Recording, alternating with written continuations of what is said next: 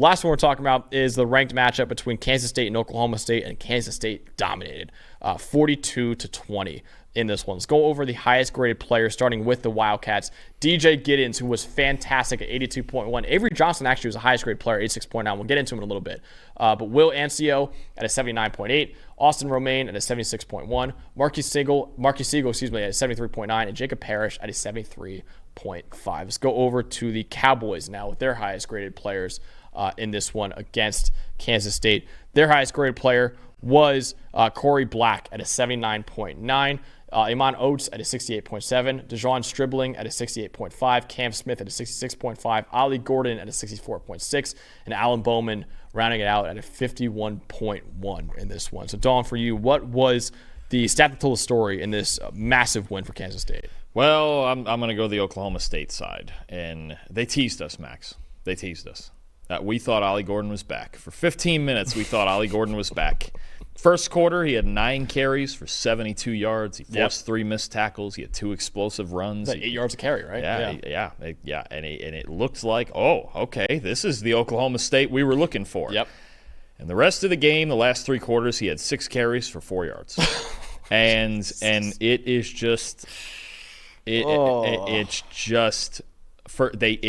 just looked like, you know, when your engine's kind of busted in your car and you're turning the key and maybe for a second you think it's going to turn on. Just for a second it gives you that extra click like it's going to turn on, and then it just didn't. Yeah. And then it's just our car's busted. And this is where we're at right now with Oklahoma State. I mean, 47.8 run blocking grade during this game too. That doesn't help at all. But for just a moment it looked like, okay, they're back.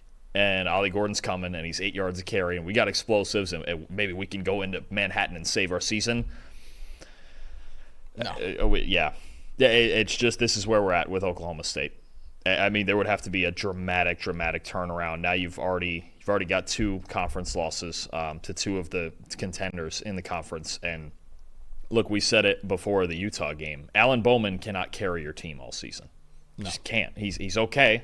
He's decent. He's a complimentary quarterback. He's a complimentary quarterback, but he can't carry you. And there is nowhere in the part of this Oklahoma State season where they can succeed, where right now they're 118th in rushing grade and they're 102nd run blocking grade.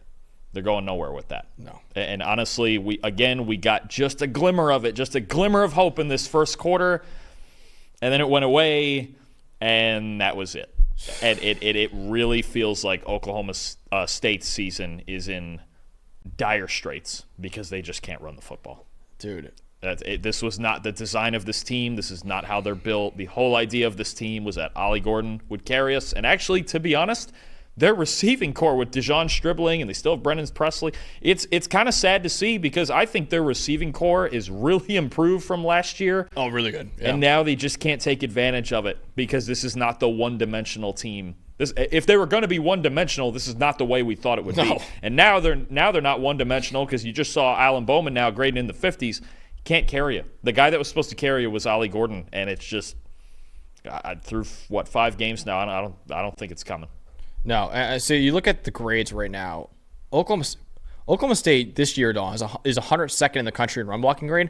Last year, they were 102nd in the country in run blocking grade. So, listen, we can say all we want. The Oklahoma offensive line is doing Ollie Gordon 0 favors. And I never understood, just because they brought back 5 stars in the offensive line, that makes them a top 3 O-line in the country according to everyone. This is why PFF grades are so important. It's like, no, they're not really playing that great, especially in the run game. As pass blockers, and I'll get into it in a little bit, the pass blocking actually was pretty good for Oklahoma State this year in this game. But run blocking, they haven't been good last year, and they're not good this year. But more so than that, it wasn't good last year, and Ollie Gordon still won the Doak Walker Award. So it's an Ollie Gordon problem too. Like, there's an issue here with Ollie Gordon here. It feels like he lost a step a little bit. I mean, you said he gained 15 pounds over right? It looks right now, and this happens with some backs with straight line speed. It looks right now that if you make him stop his feet. Last year there was some cutback to his game, and he could get to a backside gap and then explode through it. It looks right now like if you make him stop his feet, he just stops. Yeah. And look, you can't, even as fast as he is, you can't just run in straight lines. No. And the entire operation right now, it's not good. He's a big running back. He was listed at 211 last year, and now he's listed at 225. And I just have to wonder if that has something to do with it. And I think that, and also, like, when you're a tall running back, it's hard to, like, stop and go. And I think he's 6'1", right? Like he's a tall running back. Yeah, I mean, you see it's the same conversation with Derrick Henry, who's 6'3", right? Yeah. And it's like Najee. Najee has the same issue. You hear most defensive coordinators talk about how do you stop Derrick Henry? You got to make him stop his feet. Yep. You have to make him stop and start, because the start takes a little bit longer. No, I mean this entire run game is a huge concern right now, and I know K-State won this game, but Oklahoma State.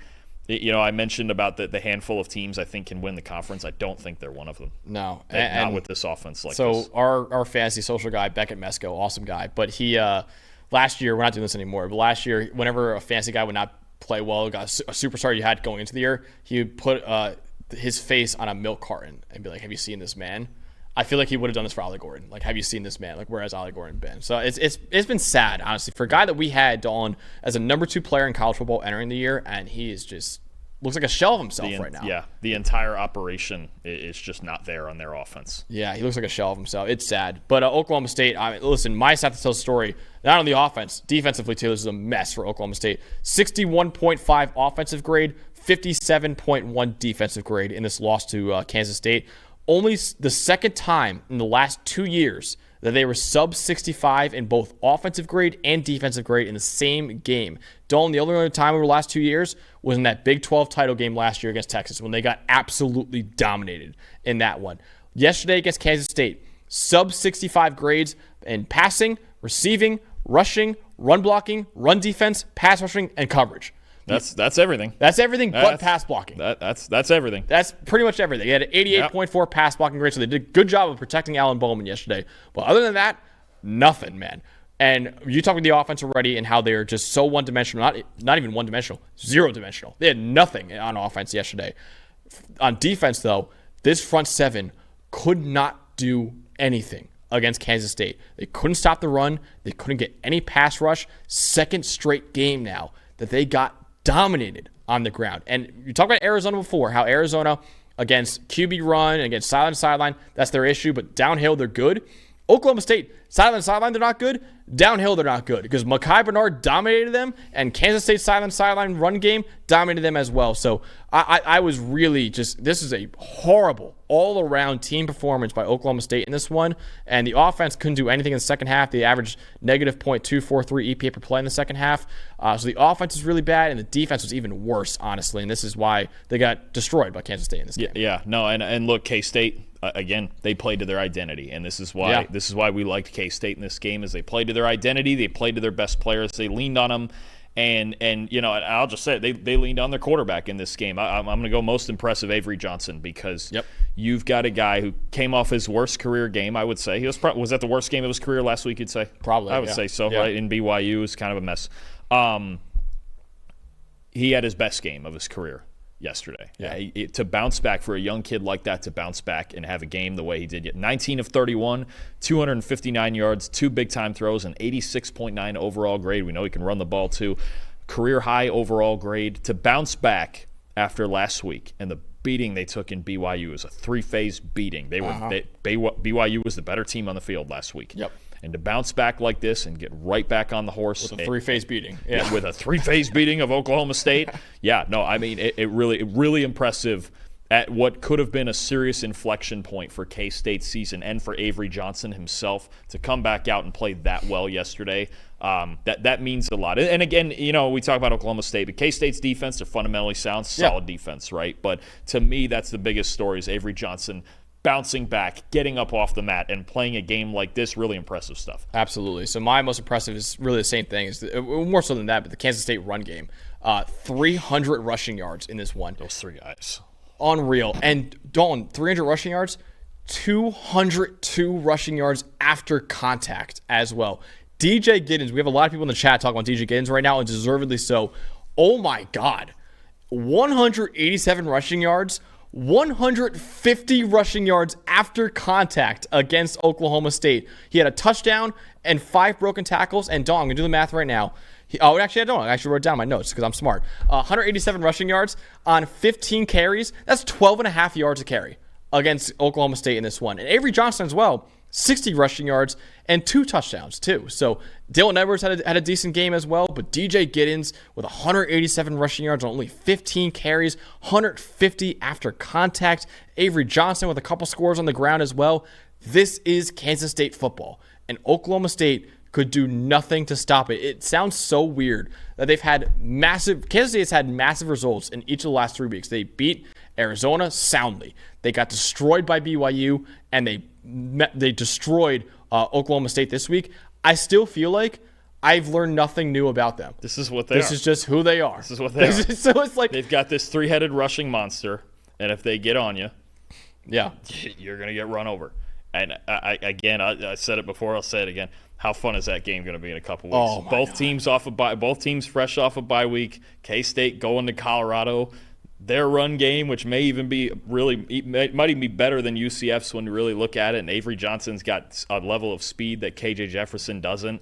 And Colorado's run defense and everything going on there in that environment. What a game that's going to be. October 12th is shaping up to be something, isn't it? It's so impressive. And also, Dalton, was really impressive is that Oklahoma State's linebackers are pretty solid too. Like Nick Martin's a really good player, and still they dominate on the ground. Yeah. So, I mean, it's just – I just think it's so funny. They've had 3 straight blowouts. 2 of them, they're on the positive end of it, and 1 of them, they're on the negative end of it. And it feels like we've learned absolutely nothing. We've learned nothing about this team. This is Kansas State. This is Kansas State, and this is their identity both ways, and this is when it can go right, and this is when it can go wrong. I think they are the most dependable team in college football. They are college football's constant. Yeah, they are like, we know exactly. Like, it's like Iowa last year. It's like, we know exactly what Iowa's going to do. Yep.